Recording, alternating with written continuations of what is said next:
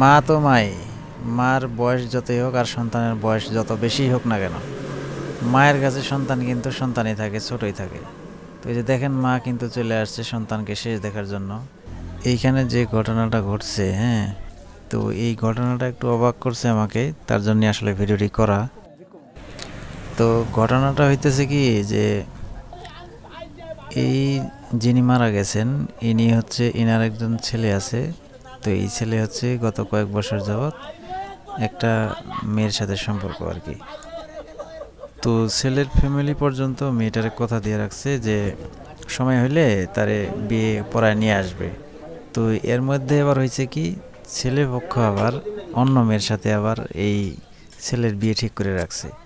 তো এই মেয়েটা যার সাথে বিয়ে ঠিক করছে, এই মেয়েটা আবার ওই যে ছেলেটার প্রেমিকার বান্ধবী। তো যেই মেয়েটার সাথে বিয়ে ঠিক হয়েছে, এই মেয়েটা আবার কি করে, অন্য ছেলেকে পছন্দ করে, অন্য ছেলের সাথে সম্পর্ক আছে।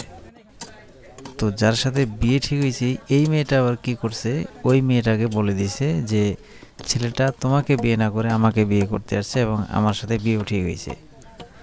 তারপরে ওই যে প্রেমিক মেয়েটা আছে না, ওই মেয়েটা কি করছে, ছেলের বাড়িতে গিয়ে অনশন শুরু করছে, তাকে বিয়ে করতে হবে। তো এর মধ্যে 2-3 দিন যাবৎ কিন্তু মেয়েটা অনশনে আছে। তো তার মধ্যে ছেলেপক্ষ বিভিন্নভাবে চেষ্টা করছে যে বিয়ে ছাড়া এই বিষয়টা কোনোভাবে মীমাংসা করা যায় কি না। তো এর মধ্যে বিভিন্ন হুমকি দামকি এবং বিভিন্ন চাপ সৃষ্টি হওয়ার কারণে যখন মিটিংয়ে বসছে, মানে আলোচনায় বসছে ছেলের পক্ষ নিজেরা আর কি, তাদের আত্মীয় স্বজন নিয়ে, তখনই কী হয়েছে ঘটনাটা, তখনই হচ্ছে ছেলের বাপ, ছেলের যে পিতা আছে, তিনি হচ্ছে স্ট্রোক করে বসছেন এবং স্ট্রোক করার সাথে সাথে কিন্তু তিনি মারা যান।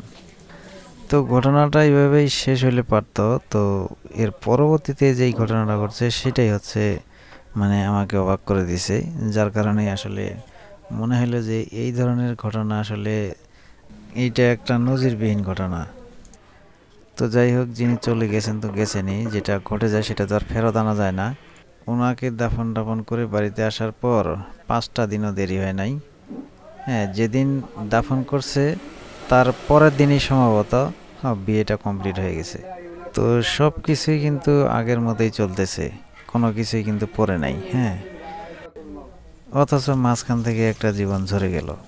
আর বর্তমান পরিস্থিতিটা দেখে মনে হইতেছে যে পৃথিবীতে কোনো কিছু ঘটেইনি।